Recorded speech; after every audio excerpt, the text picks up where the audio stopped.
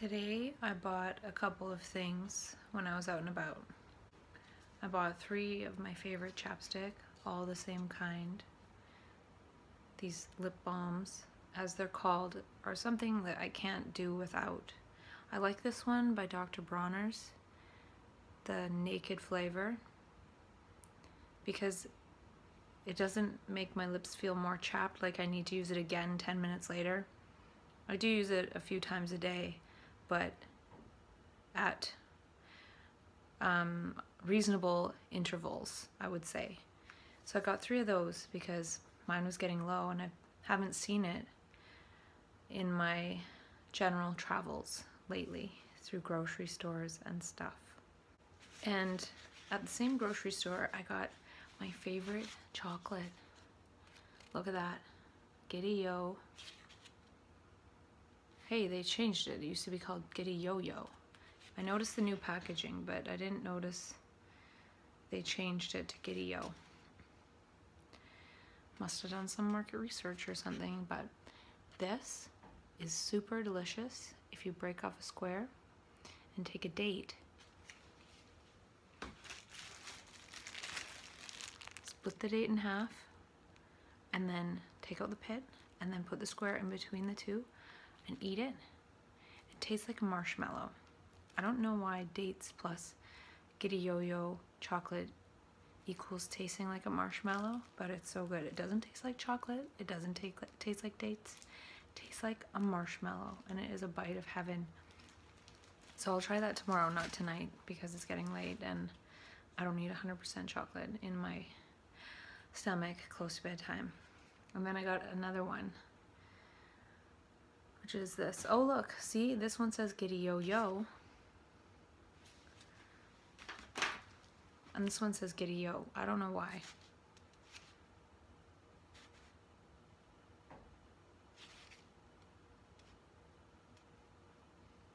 Strange. I wonder if they know that. I wonder if they know they're missing a yo.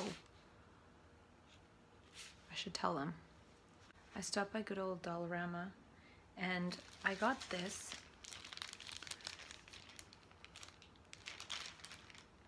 What it is for draft stopping underneath doors, but I'm thinking of using it for a different purpose, which is blocking the light.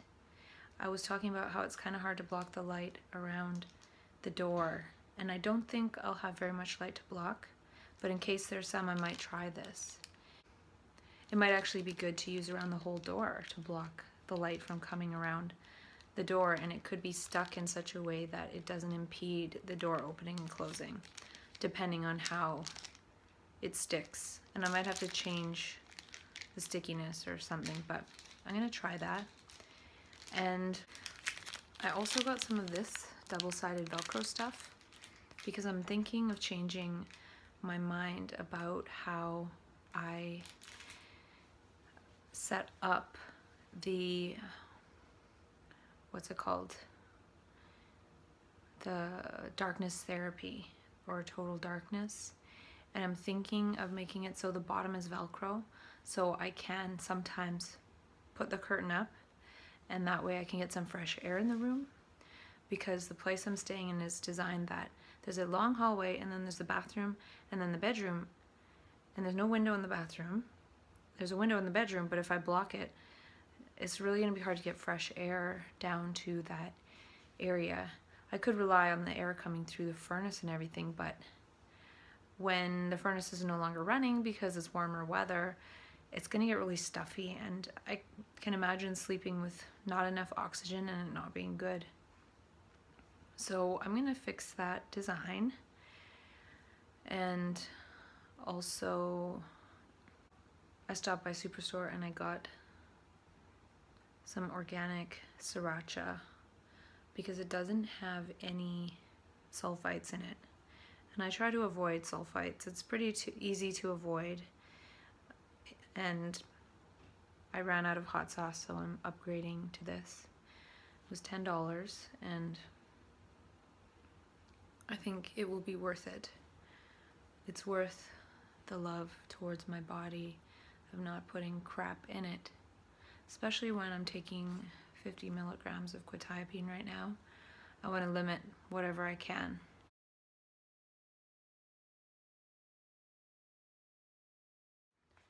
And I remember talking, I think I talked about it last time I got a little bit sick, in terms of physically sick, like having a sore throat and things, and that happened in late August, I believe.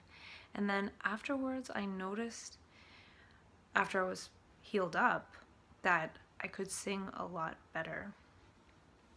And so I put it out there as a little theory that the bacteria and the buggies involved in making the throat sore and ill and not so happy actually is involved in rebuilding some of the structures to make the singing voice better, at least in my case, because I like to sing in my car, nothing serious, but I sing along to the same playlist and then I add a few songs and subtract a few songs, but more or less I'm singing the same songs.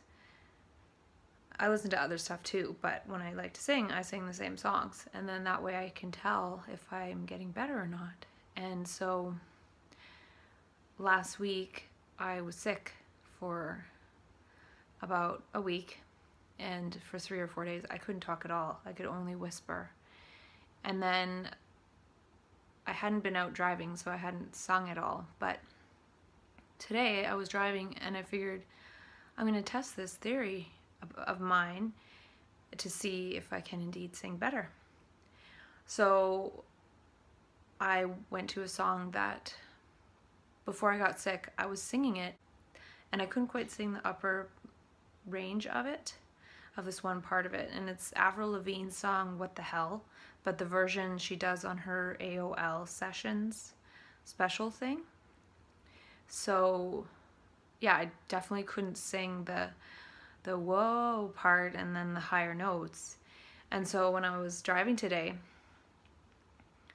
singing that part was 90% better. And it's a little bit rough, but I could pretty much sing that part and the higher notes that I couldn't sing before I got sick.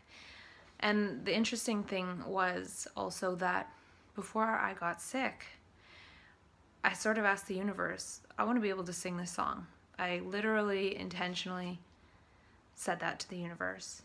And then I got sick. And also a couple days before I got sick, I had this flash in my mind of a memory of when I got sick when I was a teenager and I lost my voice for a week or two.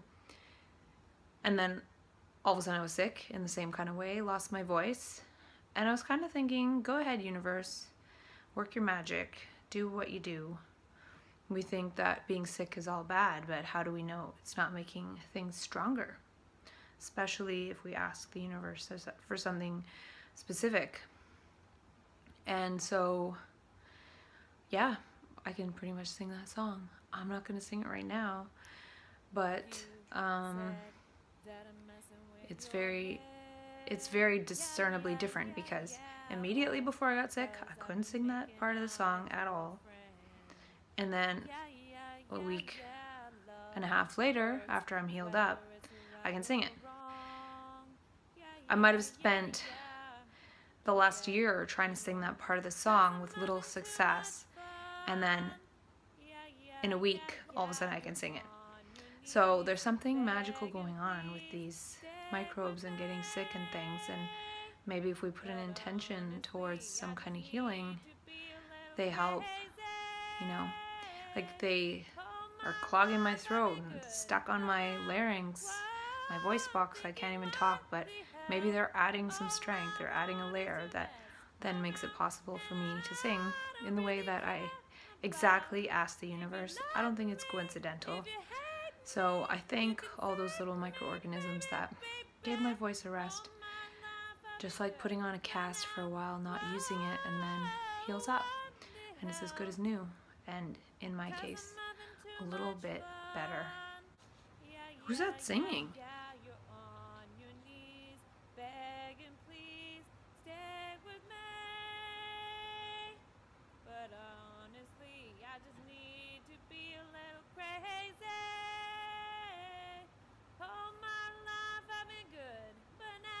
Yeah, you hear that high part? I couldn't do that before, okay? I know it's not that good, but I couldn't do that before.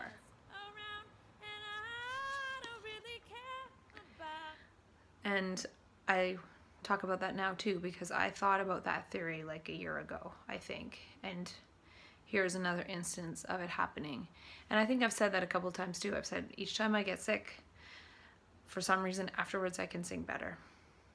So the other thing to that story is that when I was a little girl, I wanted to be a singer. And the funny part about that was I had an awful voice, to the point where when I was like 5 years old and I'd be talking at the swimming pool and all the kids are running around, people would be looking for who the hell has that voice, because it's just horrendous.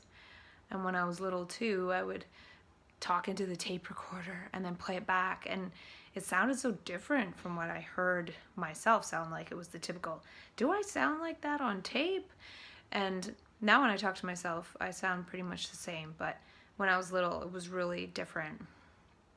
And I think my voice has healed up over the years, and I think I kind of know what might have caused it to be so awful.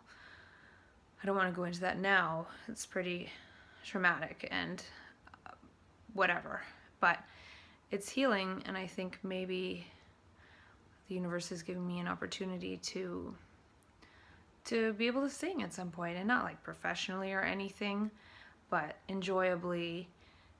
Maybe one day in public. I'm nowhere near that yet, but I did sing a little bit when I was in California and make a video because I was kind of high, and maybe I'll do it again, and then it shows kind of the difference, and I am able to sing that song better too.